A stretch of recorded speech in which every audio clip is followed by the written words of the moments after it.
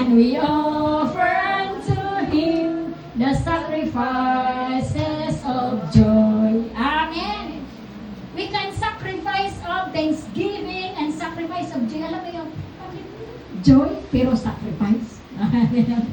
Kasi hindi naman yung chicken joy, no? Eh, chicken joy, pag nabusog ka na, wala na. Pero yung joy in the presence of the Lord, it is from the bottom of our heart and our spirit singing worship to God. Amen. Last. Oh. Nandiyan pa po ba kayo? Amen. Hallelujah. Oh, last na. Tama pala, 1 hour lang. Hallelujah.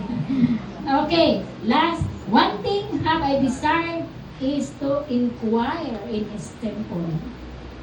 Alam niyo ba ano inquire? Di ba pag nag-apply tayo ng trabaho, mag-i-inquire po ako ano pong requirements, mag-apply po ako ng cooking. Nag-apply pa ako ng, kasi mayroon, di ba, mayroon wanted cook, wanted, mga wanted yan, wanted boy, no, kargador, wanted, di ba? So, mag-i-inquire po ako ano pong requirements, kasi kahit ganun mayroon mga requirements yan, ano mga requirements, no? Sidula, para mapatunayan mo na kung sino ka, no? Saan ka, ano pa, sidula, birth certificate, ano pa, resume, no? Para makita kung dati ka na bang may trabaho, dati ka bang may experience ka ba, no?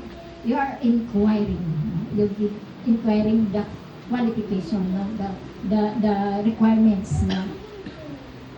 Coming to the presence of the Lord, we're inquiring in the temple of the Lord. We're inquiring in the presence of God to learn more, no? To know more, ano bang gusto ng Panginoon? Anong nais ng Lord sa ating buhay? To study more, to learn more, to study more, to listen more.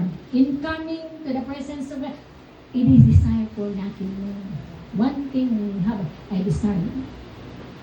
I-desire na isang bagay ang ating minilipi at mithiin sa Panginoon.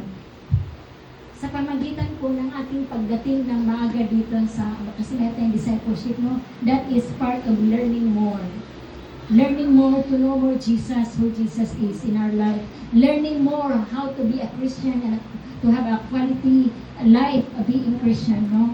And study more, pag-aaralan ang salita ng Diyos. And, tulis, alam niyo po, pag wala po tayong Word of God, nainip po tayo. Pero kapag nasa presence tayo ng Panginoon, ako ay nag-inawit, all I want is more of you, Lord.